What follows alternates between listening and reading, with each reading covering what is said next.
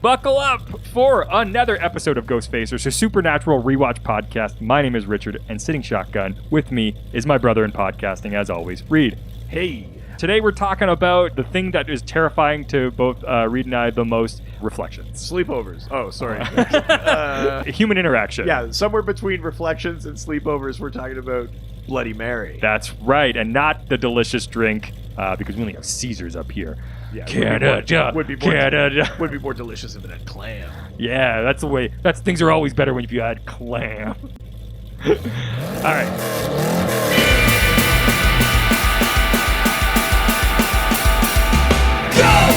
Ghost Facers! We face a ghost, when others will not, we're ghosts!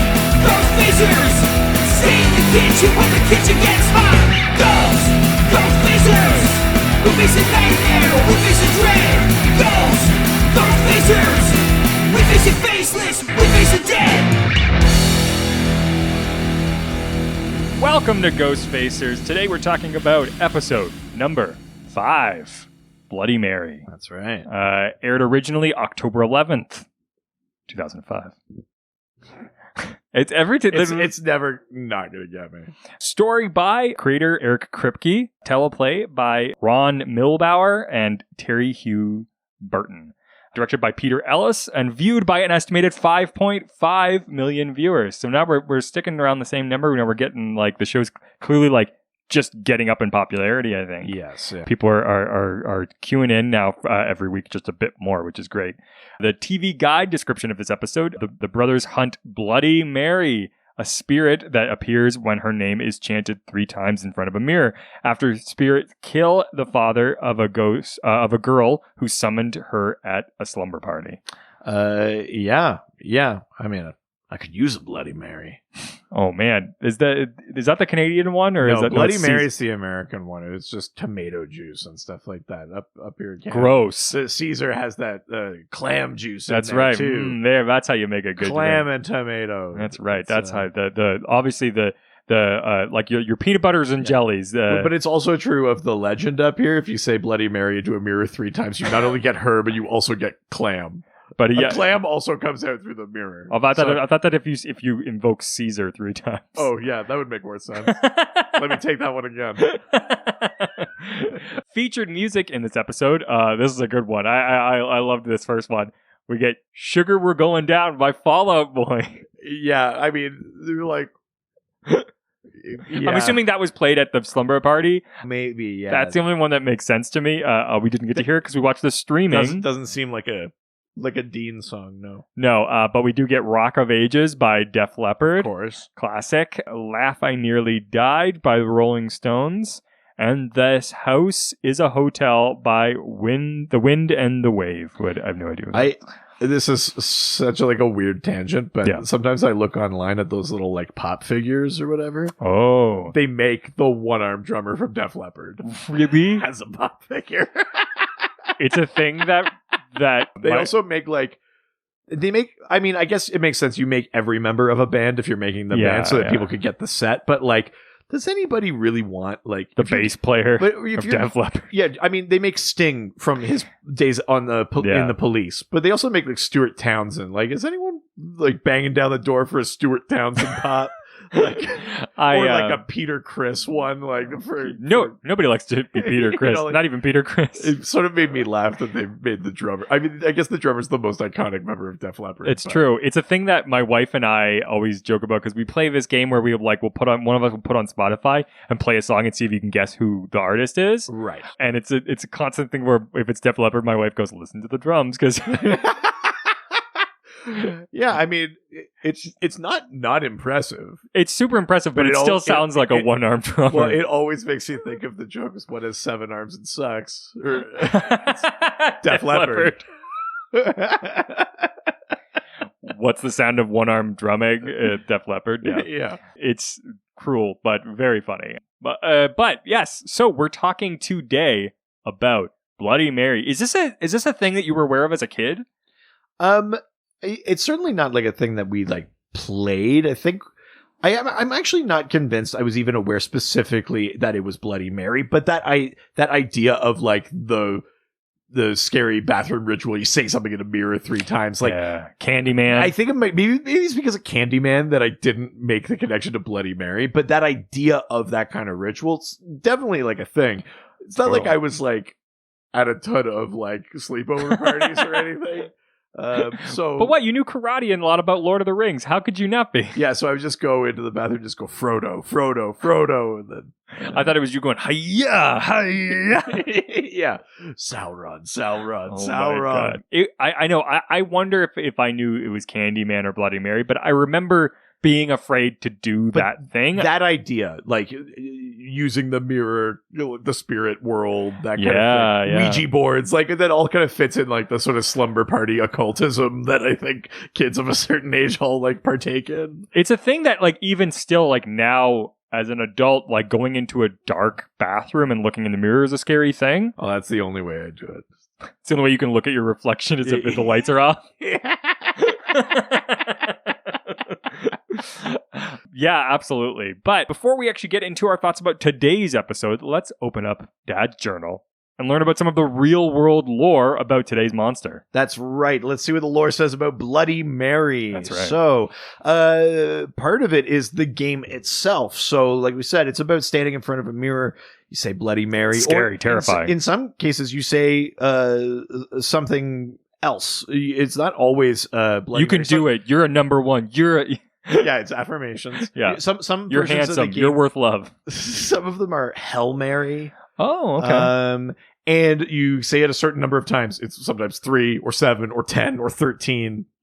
Different versions of the game alternate the specifics. Oh, here's a fun question, actually. Whoever's listening, let us know what your version of Bloody Mary was. Use the hashtag MirrorMaster. Oh. Oh, I love that. What's your sort of mirror chant? Yeah, I wonder if it's like regional. Like I do wonder. People calling like subs champs or hoagies or things like that. Champs, that's the one I do not know. That's a Long Island one, baby. Oh, fucking baby. But yeah, so you either say Bloody Mary or Hail Mary. You say it 3 or 7 or 10 or 13 or whatever number of times, and then she appears. Now, in some versions, the mirror bleeds. In some, the person who says it, their hair turns white. And sometimes she reaches out and scratches your face, or sometimes she physically leaves the mirror and haunts you. Jeez. Again, there's so many variations of the legend and of the game and what the game purports to do. But those are some of the examples. Now, who is Bloody Mary? There are a couple of misconceptions about it. None of them are definitively where the game comes from. Okay. There are some that are more likely than others. The most likely is Mary Worth or Mary Worthington, who was a supposed witch killed during the Salem witch trials. Oh, okay.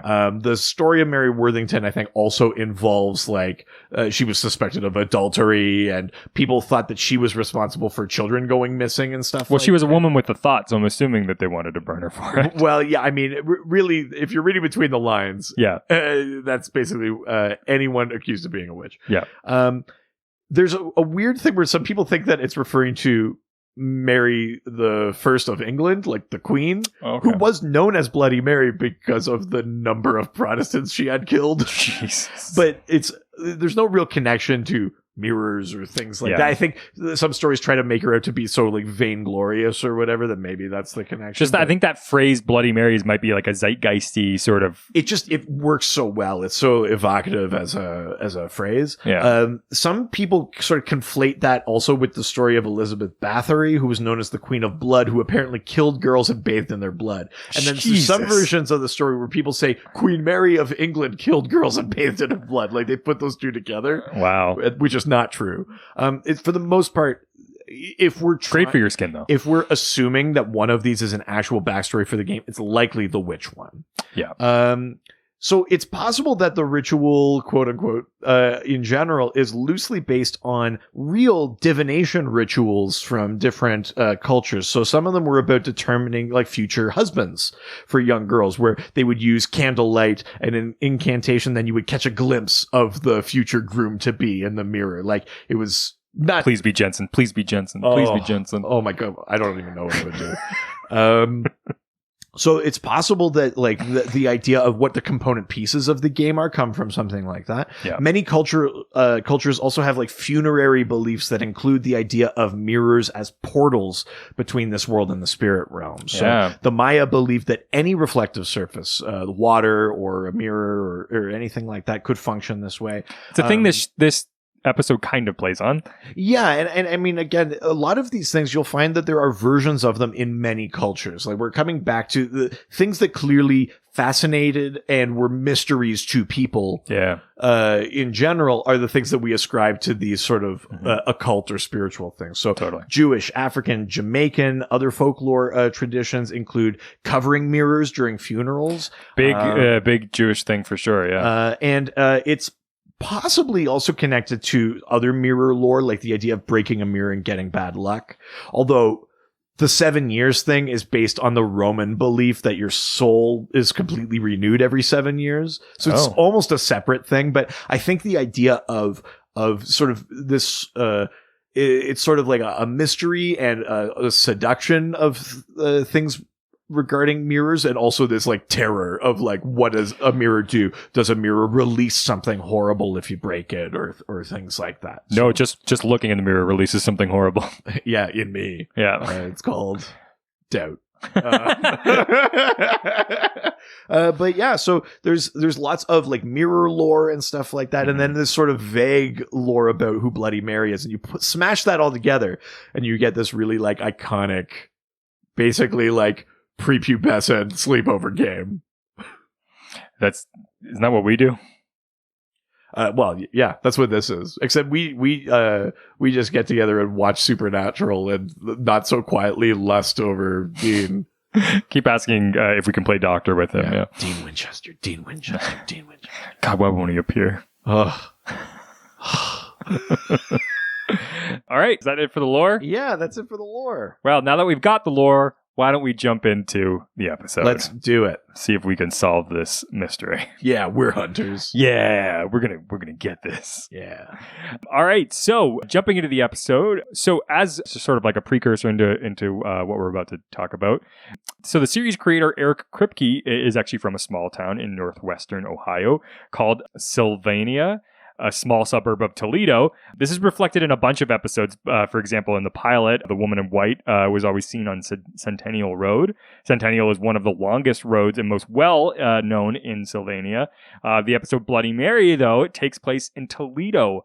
Not only that, but many of the cases takes them into small towns any Ohioan would know, like Athens, historically one of the most haunted cities in the country. Centennial is the only street to pop up. Either Monroe, Lorang, and many other street names in Toledo often pop up in many episodes. You can even see the trend continue in Kripke's new show Revolution, which was a while ago.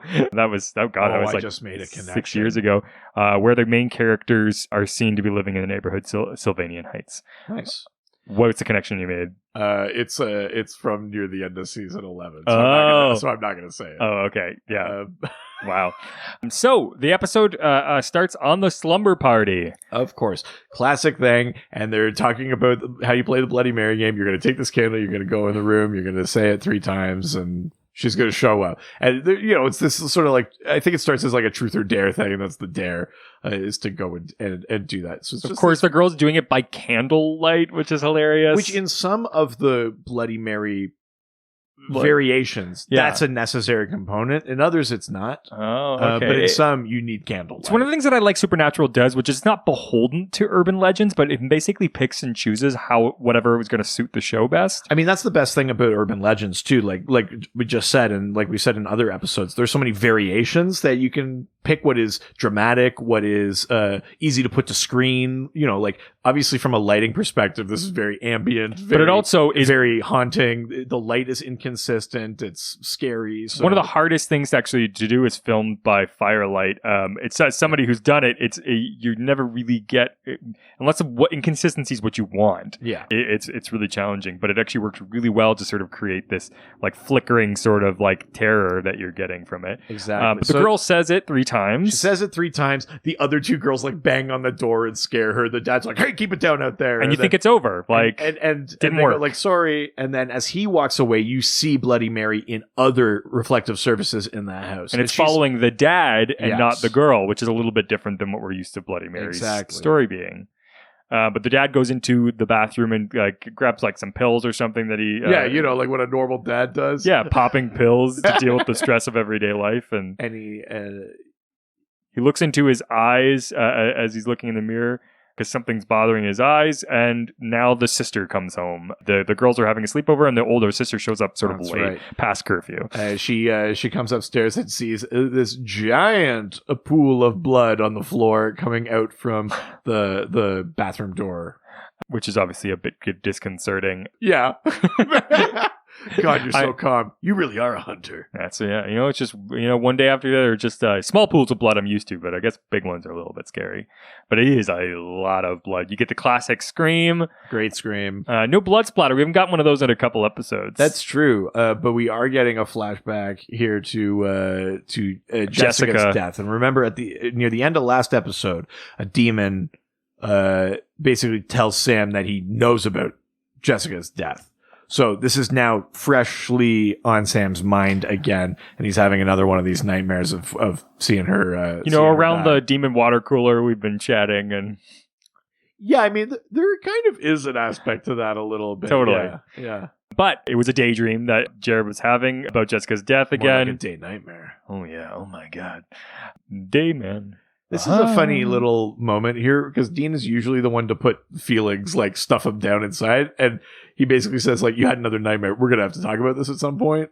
Well, because he's willing. Sam's like, no. But Dean's always willing to talk about about Sam's emotions, but he never wants to address his own. Yeah, and I think it's also like if it gets in the way of the job or something like that too. Yeah. But he cares so much about his brother, he's willing to sort of like get into the mushy stuff. Exactly. So they show up at a morgue in Toledo. They've already circled the dad's death in the obituary, so they've come to investigate this specific thing that we've seen. Sometimes you get sort of like the thing that will lead them to the story or like a phone call, but sometimes they just have like, you assume that they've already they already figured it out and now they're there. Yeah. So they pretend to be med students to try to convince this guy to let them see the body. Yeah. I love like Dean making up fake names. He's like, "Oh, Dr. Feiklowitz sent us over. We're med students." But it's like, their little shtick. They'll convince anybody to like let them in, and the guy's not having it at all. Yeah, which is a nice thing. They always switch it up. It's like it's nice to show some people that care about their jobs, or maybe he doesn't care about his job. He cares about saving his own ass. Or yes, because they eventually pull out a wad of money, and the guy suddenly was okay with letting them. Yeah, he cares about his job. Yeah, he just cares about making money. Are you saying that taking a bribe isn't the part of caring about your job? I would love to see the part of your job where you could take money for. My job is exclusively money. I know, but all your job is taking money. But give me in the front of the theater. Yeah. How about there's something in it for you if I get to use the emergency exit? So what they reveal is that the dad's eyes were basically liquefied. Yeah. And he basically bled out of his eyes and his eyes melted. Yeah, essentially. But it's like his head's just full of blood, more than they've ever seen. And the official more than is in him. Yeah, exactly. Yeah. And the official cause of death was a stroke, maybe an aneurysm. Yeah. But they don't even have a concrete thing because none of these things are. He does say intense, bleeding in the brain and stuff like that. But basically, there's more blood in there than he had in his body. It's unnatural how much he bled. Yeah. Versus the injuries that are showing on the corpse. But they're even have you ever even seen exploding eyes before? And he's like, no, this is definitely a first one. And he's like, well, what? I'm not a doctor. Yeah, and he's like, I'm just the guy that takes your money to show you a body. Which is, now he realizes the guys have money to give. So he's like, can we see the police report? And he's like, I'm really not supposed to show you that. Yeah. It's basically almost rubbing his fingers together when he asks. Essentially, yeah. But so the guys clearly have paid him off. They get some information, and now they're going this doesn't really necessarily seem supernatural yet. Well, but they also say listen, how many times has it actually been a freak medical thing and not something supernatural? And they go almost never. Yeah. When something like this happens, it's more likely than not something supernatural. So they show up at the wake, I guess. Yes, yeah. For the dad again, like, but no costumes. We're just like showing up in a dirty jacket. Yeah. You know, like everyone else is like dressed up. He's just showing up like open shirt, like, hey, it's this awake or why is everybody so dour? Yeah. Well, sounds like more like an asleep more than awake. They do this awkward thing where they're just like, "Hey, we're really, really sorry," and they're like, "I'm Sam and Dean." And like, who even people are are like you? looking at them like, "And who the hell are you?" And they're like, "Oh, we were friends of your dad. We worked with him." Yeah, it's pretty suspect. creepy. Yeah, it definitely does not seem. And then immediately start asking about the symptoms. Even when they get better at it, that's always kind of clunky when they have to like say like there's sort of routine questions as they're trying to like whittle down what they're dealing with. Is it a ghost? Is it a demon? Is it a like whatever these things are, right? So yeah, I mean they're just showing up at this wake and be like, was he dizzy? Was it really a stroke? Yeah. What happened to him? But now you get our class. The people are getting a little suspect, but the sister goes like, I don't think it was a stroke. And then the girl says, "I said Bloody Mary. She took his eyes. That's what she does." Which again, just variations on a theme because there's no consistency for what in the real urban legend for what Bloody Mary actually does to you. But the older sister's basically like, "You're just upset. Like, just calm down." But you get the classic, like the brothers when one of them tries to to be like sweet to somebody or like comfort them, he like gets down on one knee and it's like, I'm at your level. Like, yeah, it's very funny. But they basically, so now they're going, oh, Bloody Mary, maybe that's what this is. So they go up into the house to check out the place where the guy died in the bathroom. Yeah. Only partially scrubbed floor looks like. Yeah, I didn't do a great job of that. Did Dad ever find evidence that Bloody Mary was a real thing? They go like, no, I don't think so. Don't think so. So this is a thing that the show does sometimes that I find interesting, which we have some broad categories of monsters like ghosts, a Bloody Wendigo, demons, and then we also have specific like subcategories or specific instances of a thing. Bloody Mary is clearly a form of spirit, a form of ghost. But she's very specific. It's a specific urban legend to say, like, have we ever dealt with... It's not that there are 7 Bloody Marys out there. It's that there is Bloody Mary. Yeah, absolutely. Unlike the woman in white, which there is many women in white. Exactly, yeah. So they're like, the guy, like, he died in front of a mirror. That seems to be the way that the legend goes. So it seems like it's worth looking into because it's, like, lining up with the lore. Yeah. But then they hear footprints or footsteps outside of the bathroom, and it's the friend of the older sister whose dad died. Yeah, and she's like, she called them on their shit right from the get-go, and it's kind of like, okay, like, what the hell was you ask? Like, his dad was a day trader, like, he didn't have like 20-year-old guys that he worked with. And you're asking a ton of weird questions, like, what the fuck's going on? So she's playing hardball, which is pretty fun. So she's like, "Tell me what you know," or I start screaming. Someone that is like more than a match for them in terms of like lying and stuff like that. Yeah, their improv skills. They didn't go to UCB. Like they've only got sort of this like they've only got level 1 like Second City. Kind of stuff going on. That's like Second City, Toronto. Yeah. But yeah, so now they're going like, if you're gonna scream, like, go right ahead, but we're trying to solve this problem. Like, and she's like, well, what are you, cops then? And they're like, yeah, kinda. We're cops of sorts. Yeah, you could say that. It's like, I don't know, cop is a pretty general term. I think I could either say it or I couldn't. Yeah. It's not like there's a ton of wiggle room there. But they give them their phone numbers. So smooth. Yeah, obviously. Because, I mean... Say Bloody Mary's really haunting this town. So this is where we get to this point in every episode. It's like, we need to figure out if time to hit the books. This has happened before. If this has happened here, we need to figure out how can we stop it. Is there a specific way to kill this monster? They go to the public library. Yeah, exactly. And they're basically going to do research on like anyone who died named Mary. They have to find, because we know to dispel a ghost in Supernatural, you got to burn, salt the bones, that sort of thing. So they got to figure out who they're going after. The computers are out of order because he's like, "Oh, this is gonna be really annoying," and Sam's like, "Well, no." And then he looks and the computer's out of order. So this is gonna be really annoying. So they got to go books. And they've got to go just find anyone who died whose name was Mary to see if maybe it fits the profile if she died violently or something. Sam tries to play like he wants to just use the computer, but he's like hard as a rock for those books. Oh, yeah. Yeah. Trying to pretend like he's a cool guy. Yeah. He's all like wet on the surface, like he's dewy, like Decimal. Oh, wow. Wow, yeah. That was a stretch. Yeah, talk about the road so far. Jesus. So now we're flashing to a conversation between Charlie and Jill. So Charlie's the friend of the older sister. Yeah, the one that was. Yeah, she's the friend of the sister of whose dad died. No, Jill is the.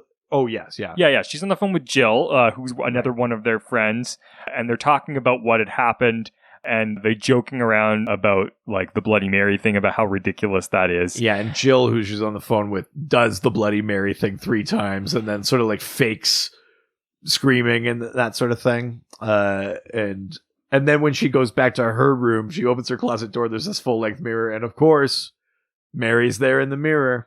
That's right. So it did work. Bloody Mary is, but now it's going after the person who said it, which is different than the first time. So there's some inconsistencies that we need to figure out. Why is this obviously doing that? Yeah. God, it's like the movie Signs. Like it's like that creepy thing about the reflection in the TV. It's so scary.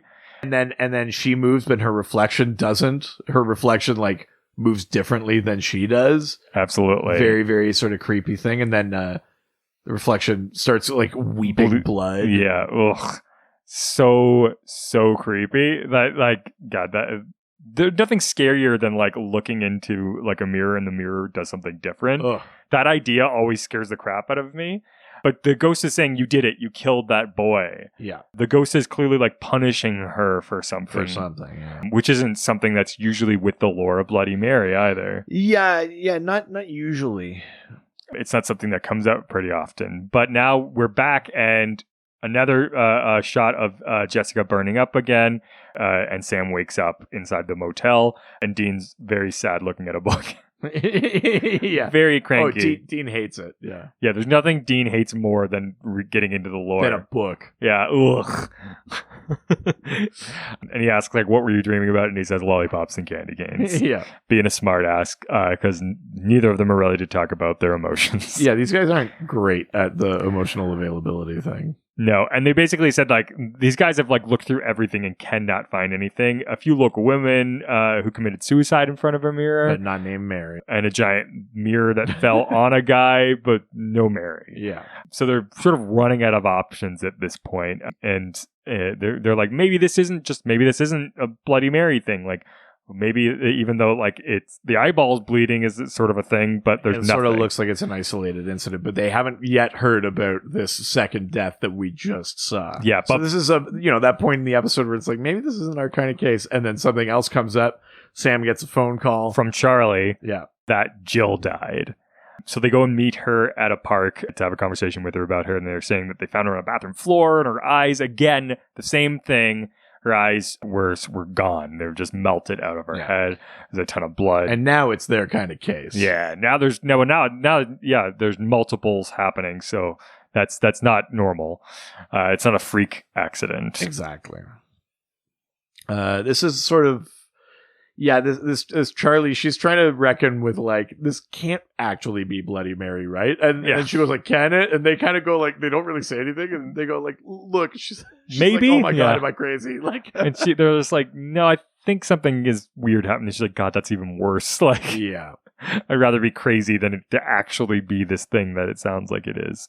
But they're going, we need this girl's help. Like, because she's like, what can we do? Yeah. And so they get her to let the guys into Jill's house because she's friends with the girl. So, and they need to check out the scene of the crime to see exactly like what is really going on here. Right. And they bring all of their gear in, which just like, God, if you like let a couple guys in their house and they bring out a camera, it feels like. Yeah, a duffel bag with a camera in it. I mean, I'd be excited if they showed up here and did that, but... If Jensen and Jared? Yeah. But they've got a camera that's got night vision on it, and this is where we get this hilarious joke where Dean goes, "Do I look like Paris Hilton?" Just to make sure that we know this is 2005. And Sam kind of smirks. But what's funny is Jared Padalecki actually had just starred in a horror movie called House of Wax with Paris Hilton, and it was released just a few months before Supernatural premiered. Oh yeah, that's right. He was in that one. Yeah, so the bit of a smirk was sort of a nod to that. This is the first episode where we get the idea that like a camera or like a TV or something like that could possibly expose like a spirit, or that things appear differently through a camera lens than through the human eye. That it can actually pick up something visually that you can't see by yourself. Absolutely. So they're looking at things, and they suddenly like something pops out of God. I hope they don't use that night vision in my house.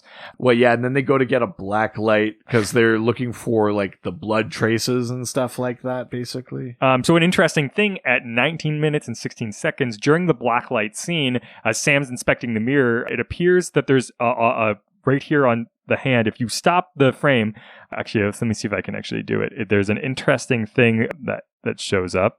Is there's a print of the Superman S inside of the hand. Is there really? Yeah, you can. Oh yeah, there is. Another nod to it's a Superman S crest on the hand. Another nod to Jensen Ackles starring in Smallville, a show about a younger Superman. Oh, that's right. So it's the second time they've sort of winked at something. But basically, like that. with the black light behind the mirror, they find a handprint and then a name. It says Gary Bryman or something like that. Absolutely. Who we find out is this little boy that died, that Jill was sort of responsible for the death of. Yeah, it was like a hit and run, I think. Absolutely. Interesting fact too is so Bloody Mary kills Jill, whose victim was a little boy named Gary Bryman. In real life, Gary Bryman has produced 4 films that were written and or directed by creator Eric Kripke. There you go. So they like to throw in little names. Again, you got to come up with a lot of names. They're rolling into a different town every week. So. And the thing that I like to do on this show, and you'll definitely see it repeat, is they're pulling names from real life. Yeah. But now they're going in and looking at... There's another name. It's Linda Shoemaker. The Shoemakers, that's the family we were first with, where the dad was killed. Which is, I believe, the last name of the mom of that family. Right. And yes, that's right. And they're going, well, if this girl died, then maybe, like, if the lady was responsible for that kid dying, maybe the dad was responsible for the mom dying. And they say this to the daughter, the older daughter, and she gets obviously very upset. They're like, yes. Could he have really killed her? And they're like, maybe? Like, but this girl's going like, all right, I need to get out of here. This is Charlie. It's going, I need to get out of here. And they're like, maybe you shouldn't. And she's like, don't worry, I'm not going to say anything into a mirror. So now they're looking at an FBI database. Yeah. Yeah. So basically what they've discovered is they're saying if she's haunting the town, she should have died in the town. But that's clearly not true because they had already kind of covered those things. So it means that Bloody Mary's ghost is connected to the mirror itself. And this is where these guys are talking about mirror lore and stuff like that. So basically now they got to track down, like, did the mirror come from somewhere else? Yeah. They got to find where was this Mary killed? Where did this mirror come from so that we could find her bones, burn them, like all that kind of stuff. And is it, clearly it's about the mirror and not necessarily that it's Bloody Mary, but that it's following sort of the lore of Bloody Mary at least. Yeah. So her name was Mary Worthington, an unsolved murder in Fort Wayne, Indiana. Yeah, I think it ends up being something like someone breaks in to her home and had cut out her eyes or something like that. It was a surgeon. Yeah, it's the setup in the show. Because they go to talk to the detective who was on that case, and he was saying that we never really solved it, but we think it might have been this surgeon. Yeah, because the way that the eyes were cut out. Which means that this is not that, like, this would. They're talking to people that would have been witnesses that would have known this Mary Worthington, which means that this show's Bloody Mary is recent. Yeah, it's not Salem witch trials. We're not talking 300 years, 200 years, anything like that. We're talking like within a lifetime. We're talking 30 years tops, 40 years. Exactly. But yeah, they talk to the detective and he sort of just thinks that, like, yeah, I think like I'm not supposed to have a copy of this, but like when you get off the force, there's a few sort of like cases that always sort of linger in your head. Yeah. So he made copies for himself just so he could look over the cases, and it written in blood on the back of Mary was TRE, which is the initials for a local surgeon, Trevor Sampson, and it was cut like a surgeon. So they're like, why would he even do something like that? And he was like, her diary mentioned seeing a man. She called with the initial T. That was her last entry before she died. Yeah. And, you know, again, this is a very common thing. And she was having an affair with the in order to stop the ghost or the spirit, you got to know, like, what is it seeking vengeance for? Like, what happens to it? Where did it happen? All of these things. It's detective work, basically, but you're not trying to stop that crime. You're trying to stop the future ones, right? You have to learn about the full everything of the first crime to stop all of the ghost crimes. And they're going, well, is the surgeon, because maybe it's the surgeon, is he still alive? Can we maybe talk to him? Like, what's going on? And they're like, no. And Mary tried to spend her last living moments trying to solve this thing, and he's died. So now her crime can't really be sort of avenged. So there's no way to sort of like solve the crime the typical way. And they say, where was she buried? And he says she wasn't. She was cremated. So the bones are already burned. Which means that as a spirit, she is attached to an item now. Yes. She is not connected to her own remains anymore. And they can't sort of solve it by like getting this guy arrested because he's already dead. So the only thing they have now is this mirror, which they don't really know where it is. Yeah, exactly. So now we're at the high school where the older sister because it's not about one mirror. Mary has shown up in a couple of different mirrors. Yeah, now, right? Yeah, absolutely. So we have no idea what she is tied to. Exactly. Yeah. So we're at the school with Charlie and the older sister from the first death of the dad, and they're in the bathroom, and even the sister is now going like, stop talking about this Bloody Mary bullshit. Like, are you crazy like my little sister? Like, I'll do it in the mirror right now. She says Bloody Mary 3 times, and she's just like, there's something wrong with you if you really think that Bloody Mary is the thing that's going on here. Yeah. But the girl knows. She already has been working with the boys and know this is true. And now she's walking around this school, which is full of reflective surfaces, all these like glass windows and classrooms. You can see you saw the girl sort of in the reflection following her, but she's not the one that she's going after yet. Yeah. But maybe she is. Because she's looking in her mirrors trying to see, and oh shit. Yeah, she sees Bloody Mary in her little compact mirror. And she screams. The teacher is like, what is happening? Everyone is... And she keeps seeing reflective surfaces everywhere. Bloody Mary's obviously coming after her now. She throws an entire stool through a huge window in this school, in this classroom. But the teacher's got glasses, and she can see the reflection in the glasses with Bloody Mary. So she's just running away now. And we go back to the boys who are driving around trying to solve this problem. So they're talking about this, maybe it was this guy's mirror, maybe it's Mary's mirror in her, she has this family mirror that's been in the family for years. She was trying to, that's from the crime scene, that's what she was writing TRE on, was this mirror, right? Yeah. So wherever the mirror goes, they think that's maybe where she goes. So they got to track down this mirror. They're talking about a bit more mirror lore and stuff like that. The thing about covering mirrors, like we talked about. But if she can move through all these different mirrors, how can they find her? Dean says we got to find the original mirror, smash it, stuff like that. It's but I think Sam is more of the opinion that maybe they've got to trap Mary herself, which means you got to summon her. Exactly. So, but the girls obviously, Charlie obviously found the guys because she gets to the motel room, and they're like, okay, we're going to protect this girl first. So they hide all the mirrors and reflective surfaces, turn up all the lights in the room so that Mary can't at least get her. And cover her eyes and stuff like that. Or, the way that 2 guys do in a motel room with a high school girl, that's fine. Yeah, first with that video camera. Yeah. And then... Jesus Christ. But they're basically like, look, you're going to be fine. But she's like, I can't live my life like this. Like, she's going to find me eventually and kill me. I do think they eventually go out and about a bit. Doesn't she have to get blindfolded or something like that? But essentially, it's like she's just trying to stop looking at things, which is insane. But they're like, just until we can figure this out. But there's nothing you can do. There's no way you can just keep, like, even eyeballs are reflective surfaces. Well, this is the thing. There's always a reflective surface somewhere. So, yeah. But she's talking about her guilt and the fact that she had a boyfriend who was sort of weird, and she tried to break up with him, and he basically said, if you leave the house, I'm going to kill myself. And she just was like, good, like, do it. Like, the way that, like, emotional teens talk, and just assumed that, like, he's not actually going to do it, but he did. The 1 in a million times that happens. Yeah. Yeah, so there's... so basically they sort of have determined that Mary is going after people that have done something wrong and kept it a secret and is going for vengeance. So whether that's the hit and run with the little kid, or this girl with her boyfriend that committed suicide after she basically told him to.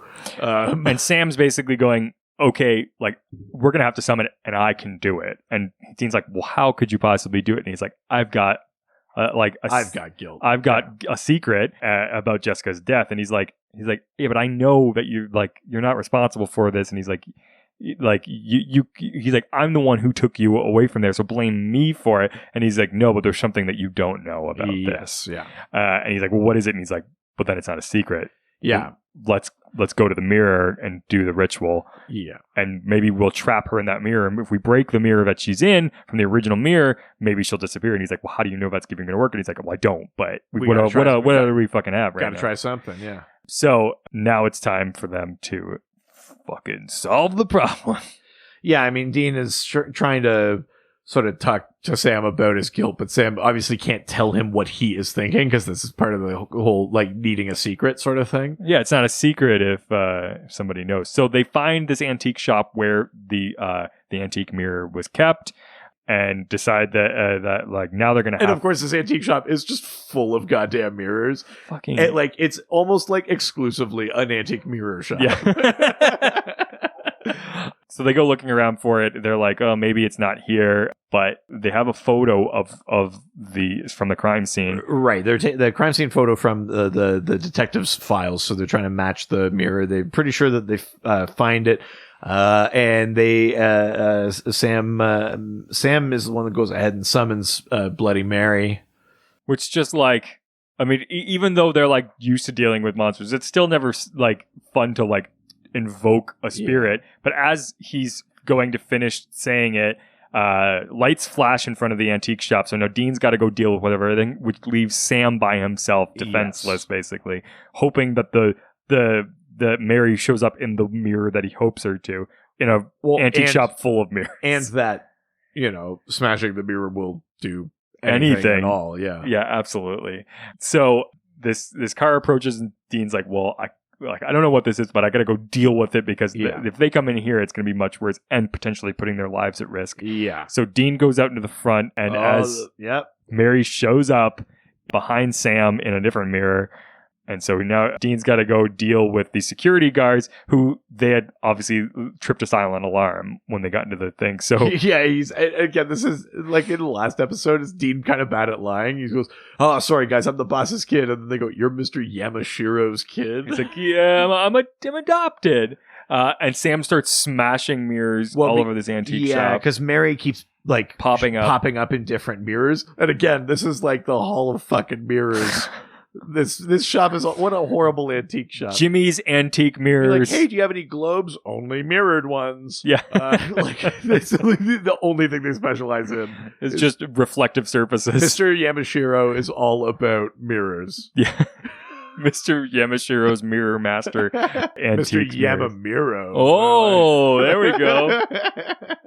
But as now, Sam's reflection is now saying these things like, it's your fault, you killed her, you killed Jessica. It's doing the same like weeping blood thing as the previous one, and when the reflection does it, then Sam does it too, so Sam's crying blood. Yeah, and they're saying like you could have stopped it, like you had visions weeks prior.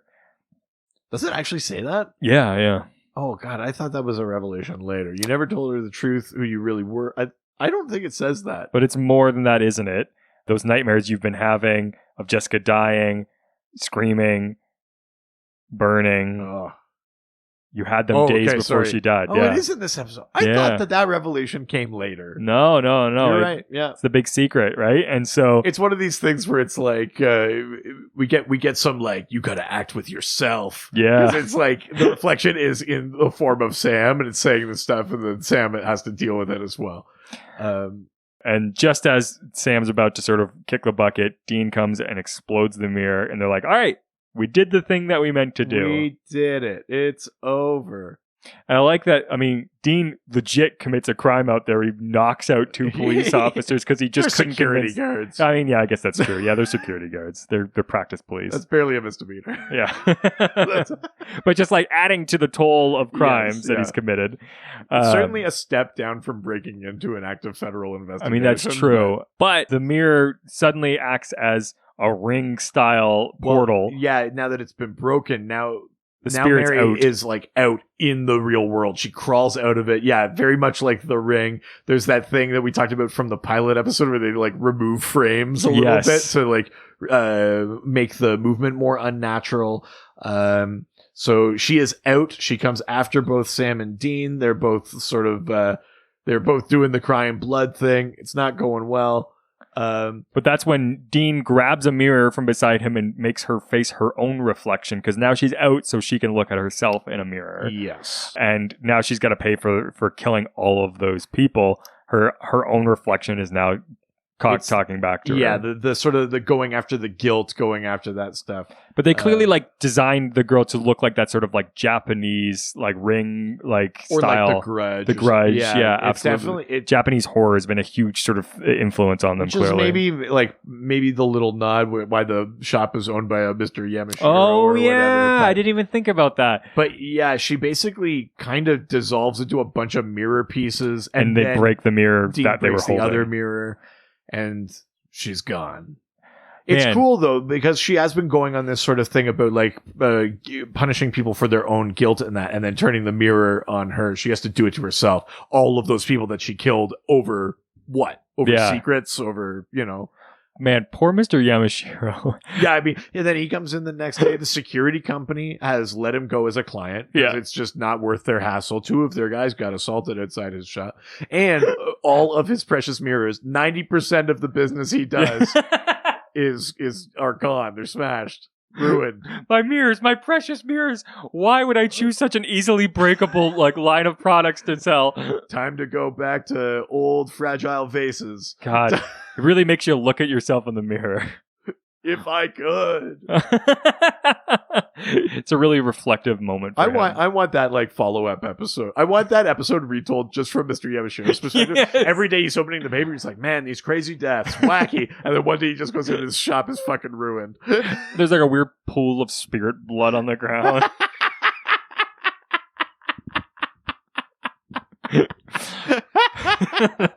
Oh man, I haven't had this much bad luck since my Ouija board shop.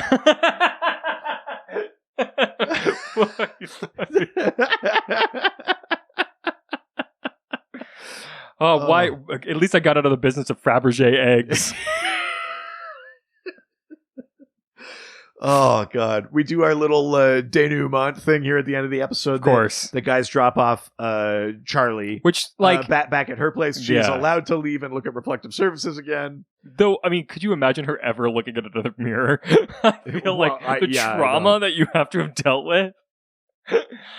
So the guys are driving away in the Impala, and now Dean's like, "Okay, this is over. You don't need the secret anymore. Tell me." And Sam's basically like, he plays it off like, the girl's got to have her secrets. But really, he's just not willing to tell him that he's maybe not normal. That he's having these visions about things that it wasn't just a dream, that it was a bit of a premonition. Exactly, which he's afraid of because, I mean, he grew up sort of as part of his weird family, as even being disconnected from his weird family. So he's just trying to get some sort of normalcy. Oh. And as they're driving, there's a vision of Jessica there, just in a white dress. Standing on the corner outside George's Tavern, which I can only assume is a Greek restaurant. I mean, the way that the typeface on that restaurant,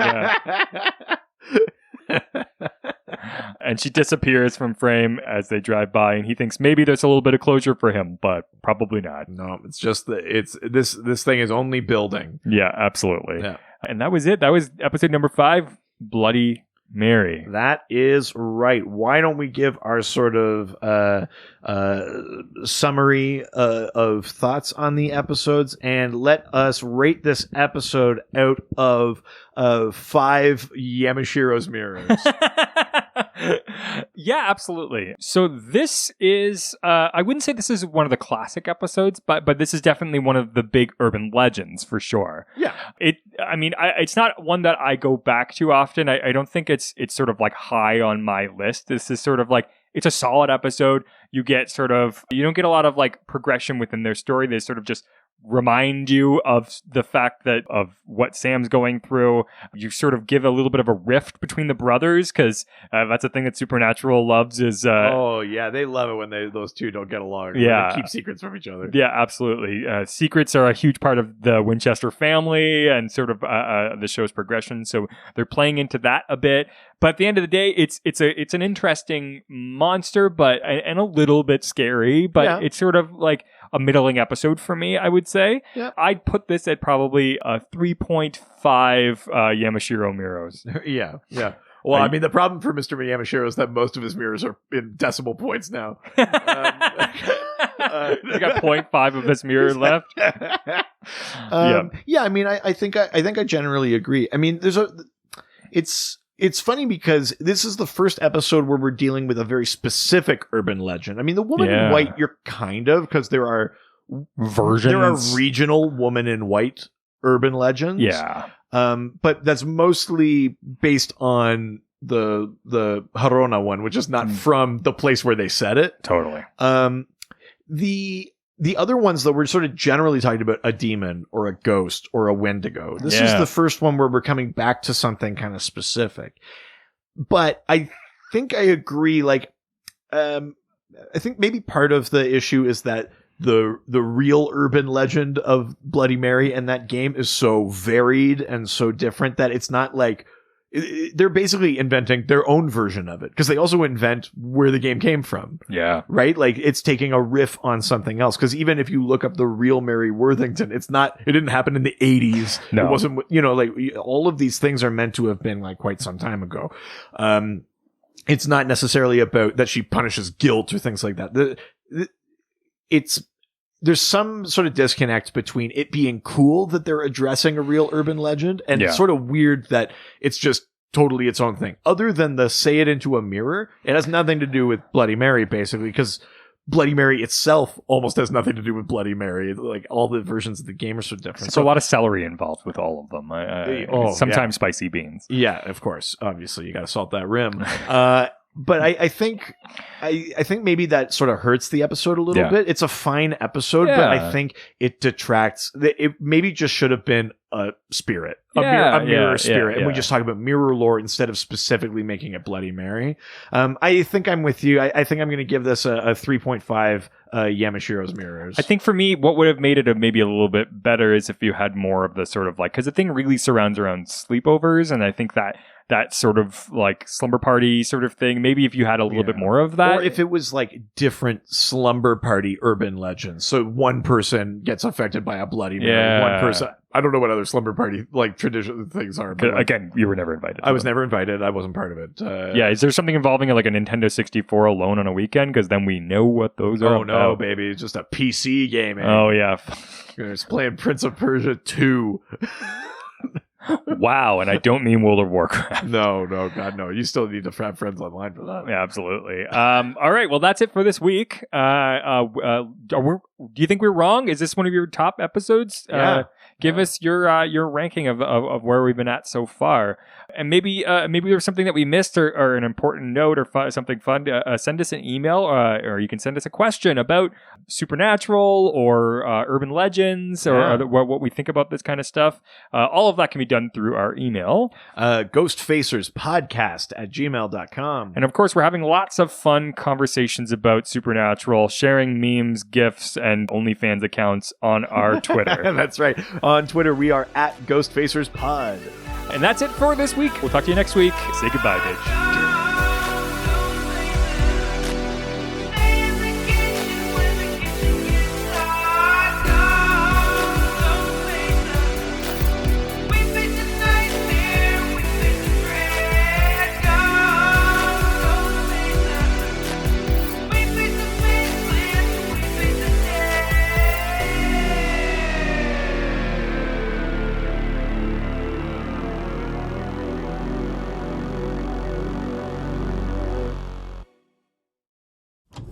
This was a Brain Freeze podcast.